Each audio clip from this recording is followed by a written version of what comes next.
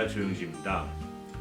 예, 오늘은 불법 채용자 사면에 대한 새로운 어떤 정보가 있어서 소식이 있어서 제가 영상을 올립니다. 수요일 날 바로 어제죠. 어제 그 척수모 민주당 원내총무와 11명의 상원의원이 민주당 상원의원이 모여서 회의를 했습니다. 그 회의의 주된 내용은 인프라스트럭처에 대한 내용과 불법 체류자 사면에 대한 이제 내용이었습니다.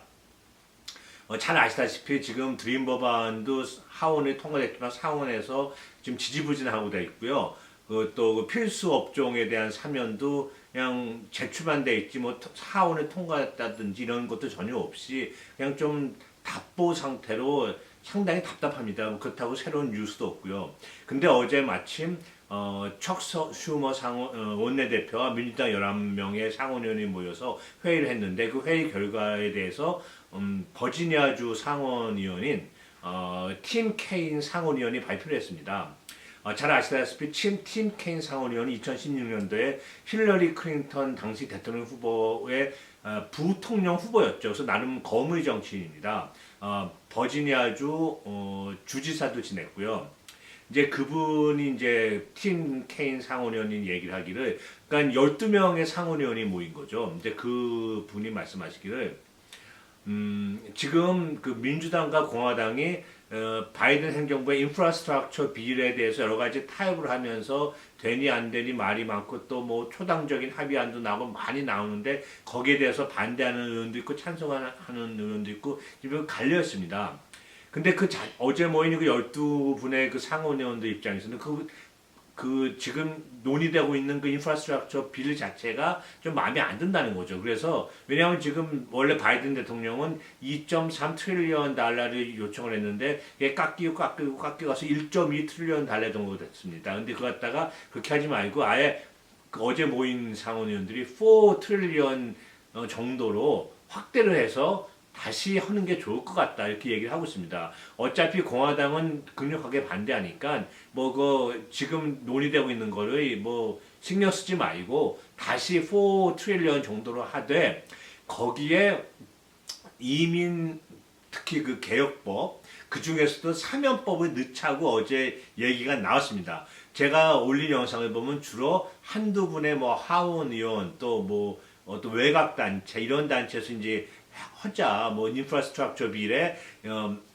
불법 채용자 구제안을 넣자 무슨 필수 업종을 넣자 이런 얘기 나왔지만 어제처럼 12분의 상원 의원이 모여서 넣는 게 좋겠다라고 얘기하는 건 처음입니다. 그래서 뭐 힐이라든지 비즈니스 인사이드라든지 이런 데서 오늘 아침에 많이 보도를 했습니다. 물론 거기서도 이제 팀 케인 상원의원도 얘기를 했습니다만은 우리가 이제 바라는 거는 필수 업종의 어떤 종사하시는 분들에 대한 사면도 바라고 또 드리머들을 위한 드림 법안도 바라고 있습니다. 근데 어제 이제 발표할 때 그렇게 자세하게 어떤 걸 논의했다고 얘기하지 않고 그냥 일반적으로 불법 채용자 구제안도 이 인프라스트럭처 비일에 넣어서 추진을 시키는 게 좋겠다 이렇게 얘기하면서 왜냐하면 이 불법 채용자 구제안을 하게 되면 당연히 수입이 있을 테고요. 무슨 뭐 피라든지 뭐 텍스 안 낸 거 더 받을 수도 있고 아니면 무슨 뭐 페널티가 있을 수도 있습니다. 여러 가지 어떤 피가 있죠. 그 피를 받는 것이 일종의 수입이 되고 그리고 이제 불법 채용자 구제안을 하게 되면 또 그만큼 비용이 들어가게 되죠.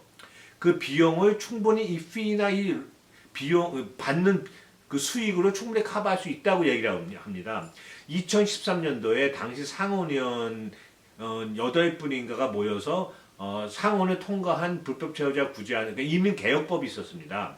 이민개혁법이 상원이 2013년도에 통과했는데 이제 하원에서 당시 공화당이 다수당에서 이제 통과가 안 됐죠. 그때 2013년도에 그 통과시키면서 당시 상원의원들이 이런 주장을 했습니다. 불법 채용자를 구제해주게 되면 거기서 나는 수익으로 충분히 구제안에서 발생되는 비용을 커버하고도 남는다. 뭐 이런 얘기를 했는데 똑같은 논리를 어제 팀 케인 상원의원이 얘기를 하면서 그런 얘기 다 했다 그럽니다.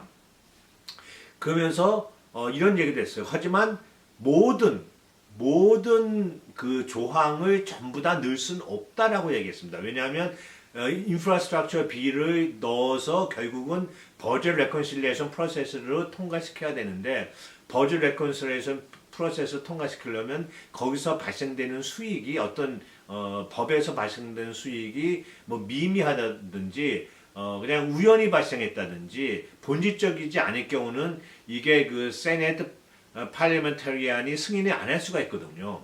물론 어제 팀 케인 의원이 얘기할 때 어떤 법안이 집어넣기가 어렵다라고 얘기한 적은 없어요. 그냥 일부 법안은 다 못 들어가고 다 포함시키지는 어려울 것 같다라고 이제 얘기를 했기 때문에 제가 생각할 때 이렇게 예측합니다.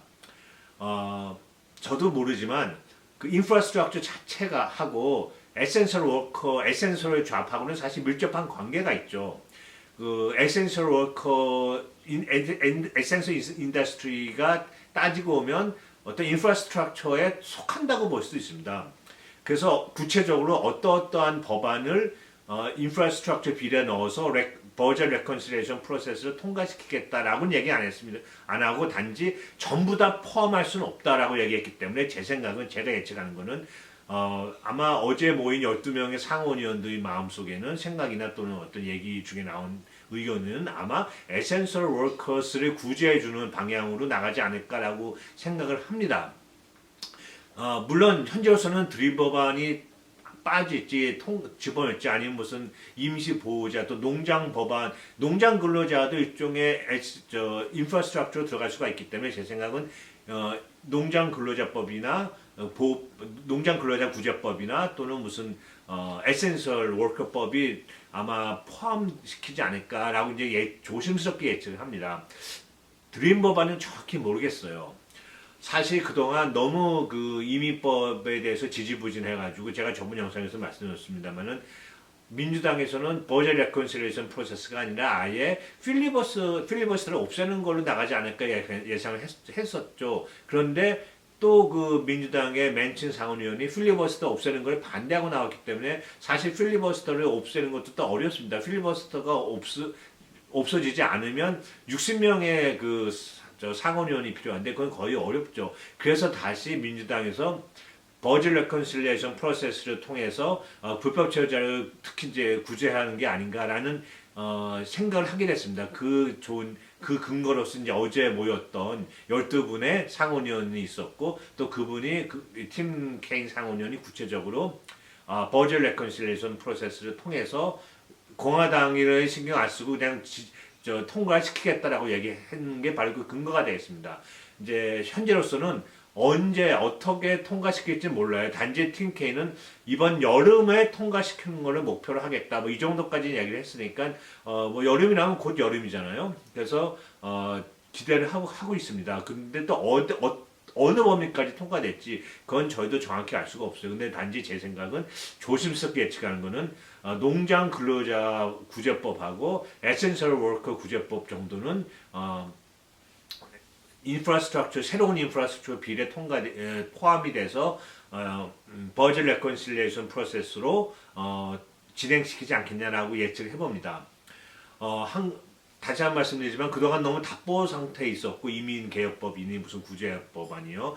또 지지부진하고 뭐 되는 것도 없고 안 되는 것도 아닌 것 같기도 하고 뭐 참 너무 답답했었죠. 저도 계속 새로운 뉴스를 기다리고 있었는데 새로운 정보도 없고 좀 답답했었는데 어제 그런 모임이 있었다고 기사를 제가 받아서 너무 개인적으로 좋았습니다. 이게 어떻게 바뀔지는 모릅니다만 이런 식으로 계속 공론화가 되면서 상원의원들이 모여서 얘기를 하고 디스커스를 하고 협의를 하다 보면 좋은 결과가 있을 수도 있다고 봅니다.